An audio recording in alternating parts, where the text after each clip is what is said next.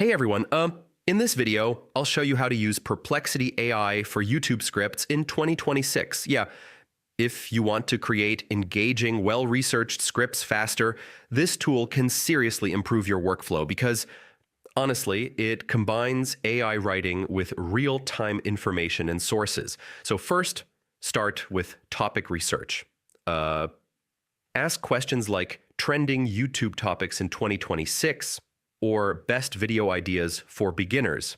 And Perplexity will give you insights along with sources, helping you choose content that actually performs well. Next, generate a script outline. Yeah, ask Perplexity to create a structured outline with intro, main points, and conclusion, which helps you organize your video clearly before writing the full script.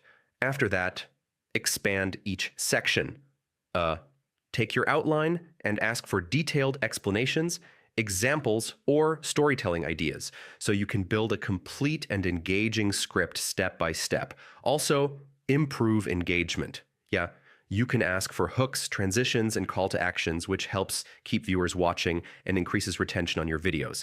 And yeah, verify with sources. So, since Perplexity provides references, you can ensure your content is accurate, especially for educational or informational videos. Finally, edit and personalize.